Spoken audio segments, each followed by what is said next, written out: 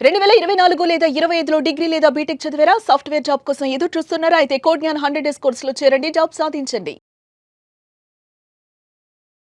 చాలా మంది స్టూడెంట్స్ ఆన్‌లైన్‌లో చాలా కోర్సెస్ చేస్తూ ఉంటుంటారు. ప్రతి కోర్స్‌కి ఒక సర్టిఫికేషన్ డెఫినిట్‌గా ఉంటుంది. అవును.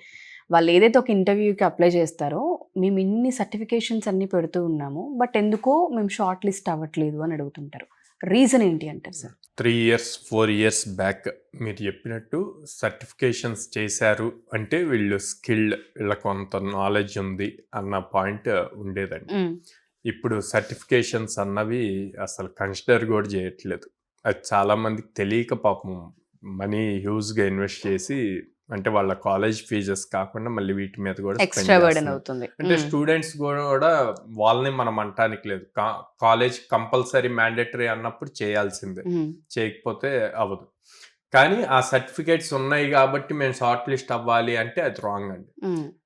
సర్టిఫికేషన్స్ మీరు ఎలా రాస్తున్నారు? అంత థియరిటికల్, మల్టిపుల్ చాయిస్ వీటి రిలేటెడే ఉంటుంది.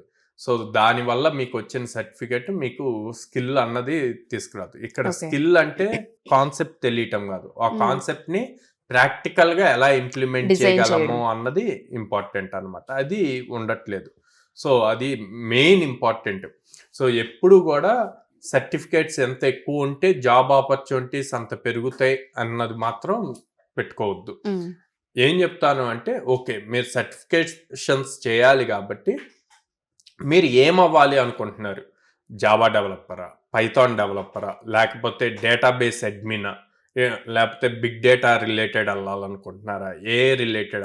వీటన్నిటికీ ఒక్కొక్క దానికి ఒక్కొక్క ప్రాపర్ సర్టిఫికేషన్ ఉంది. ఫర్ ఎగ్జాంపుల్ జావా తీసుకుందాం అనుకోండి. జావా అన్నది ఒరాకిల్ కంపెనీ వాళ్ళది. సో జావా పేరు మీద చాలా సర్టిఫికేషన్స్ వస్తాయి, అవన్నీ వాల్యూ ఉండవు.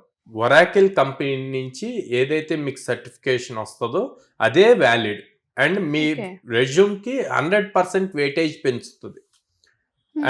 ఒరాకిల్లో ఓసీజేపీ సర్టిఫికేషన్ అని చెప్పి ఉంటుంది. Oracle certified Java programmer okay. Or Java professional, ఇట్లా మళ్ళీ వాటిల్లో స్టేజెస్ ఉంటాయి. అవి వెయిటేజ్ ఇస్తాయి. అవి వెయిటేజ్, అవి యాక్చువల్ సర్టిఫికేషన్స్. ఓకే. ఓకే, అట్లాగే సర్వీస్ నో సర్టిఫికేషన్స్ ఉంటాయి, డైరెక్ట్గా కంపెనీ సర్టిఫికేషన్. పెగా సర్టిఫికేషన్స్ ఉంటాయి, డైరెక్ట్ కంపెనీ. సో ఇలాంటివి చూసి చేసుకుంటే గనక వాళ్ళకి రెజ్యూమ్కి వెయిటేజ్ వస్తుంది. అలా కాకుండా ఆన్లైన్లో ఉన్న ప్రతిదీ చేస్తే యూజ్ ఉండదండి. And instead of focusing on certifications, focus on skill building.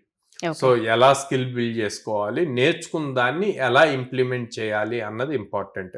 మీరు సర్టిఫికేషన్స్ రెజ్యూమ్లో మెన్షన్ చేసే కన్నా కూడా, నేను ఫ్రీలాన్సర్గా ఇలా వర్క్ చేశాను, సో ఈ ప్రాజెక్ట్కి నేను ఈ అప్లికేషన్ బిల్డ్ చేయగలిగాను, లేకపోతే అందులో ఒక చిన్న మాడ్యూల్ బిల్డ్ చేశాను అని గనక మీరు పెట్టుకుంటే అది వెయిటేజ్ వస్తుంది ఇన్స్టెడ్ ఆఫ్ సర్టిఫికేషన్స్. సో మనకి చాలా ప్లాట్ఫామ్స్ ఉన్నాయి. ఫ్రీలాన్సర్ ప్లాట్ఫామ్ ఉంది, అప్వర్క్ అని చెప్పి ఉంది, freelancer.in ఉంది. సో ఈవెన్ లింక్డ్ఇన్లో వస్తాయి ఆపర్చునిటీస్. సో వీటిల్లో మీరు డైరెక్ట్గా ఫ్రీలాన్సర్ జాబ్స్కి అప్లై చేసి మీకున్న స్కిల్ సెట్ మెన్షన్ చేస్తే దాని రిలేటెడ్ జాబ్ కనిపిస్తూ ఉంటాయి, టాస్క్స్. ఆ టాస్క్స్ తీసుకొని ఫినిష్ చేస్తే కనుక మీకు స్టైఫెండ్ రావచ్చు, లేదా మీకు సర్టిఫికేట్, ఇన్స్టెడ్ ఆఫ్ సర్టిఫికేట్ ఆ యూజర్ మీకు అప్రిషియేషన్ ఇస్తాడు. అది డైరెక్ట్గా లైవ్లో ఉంటుంది కాబట్టి దాన్ని మీరు మెన్షన్ చేసుకోవచ్చు. ఆర్ చాలామంది, సార్ మాకు ఇంకా ఆ లెవెల్ వెళ్ళలేదు కాంపిటీషన్. మీరు ఏ స్కిల్ నేర్చుకున్నా మీ చుట్టుపక్కల, ఫర్ సపోజ్ మీకు వెబ్సైట్ బిల్డింగ్ వచ్చు, okay, HTML, CSS, JavaScript use చేసి వెబ్సైట్ బిల్డ్ చేయగలుగుతారు. మీ ఇంటి దగ్గరలో ఏదో ఒక ఫ్యాన్సీ స్టోర్ ఉంటుంది, సో వాళ్ళకి ఆ స్టోర్ పేరు మీద ఒక వెబ్సైట్ బిల్డ్ చేసి ఇవ్వండి.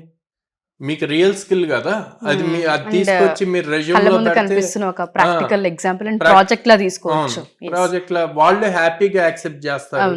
ఓకే, సో అలాగా మీరు రియల్ టైం వాటికి బిల్డ్ చేస్తూ ఉంటే గనక మీకు ఆపర్చునిటీస్ కూడా పెరుగుతాయి. అతను ఇంప్రెస్ అవ్వచ్చు, ఆ షాప్ అతను, అరే భలే చేసావు నానా అని చెప్పి తన సర్కిల్లోనో లేకపోతే తన ఫ్యామిలీలోనో ఎవరో హెచ్ఆరో లేకపోతే ఏదైనా కంపెనీలో వర్క్ చేసే వాళ్ళు ఉంటే ఇమ్మీడియట్గా తనని కనెక్ట్ చేస్తాడు. ఆ నెట్వర్కింగ్ వల్ల మీకు ఆపర్చునిటీ రావచ్చు.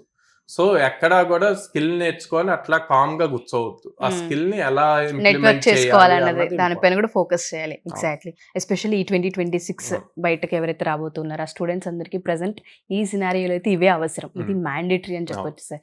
పేరెంట్స్ ఈ వీడియోస్ చూసినా లేదు పిల్లలు డైరెక్ట్ అప్రోచ్ అవ్వాలి అనుకున్నా మన బ్రాంచెస్ ఎక్కడెక్కడ ఉన్నాయి, ఏ విధంగా అప్రోచ్ అవ్వాలి అంటారు? విజయవాడలో మొగలరాజపురంలో ఉందండి, హైదరాబాద్ జేఎన్టీ మెట్రో స్టేషన్ దగ్గర ఉంది, అండ్ అమీర్పేటలో చెన్నై షాపింగ్ మాల్ ఆపోజిట్ లో ఉంది, అండ్ ఫిబ్రవరి 26th నుంచి వైజాగ్ వైజాగ్. ద్వారకా నగర్ ఫస్ట్ లైన్ లో ఓపెన్ అవుతుంది.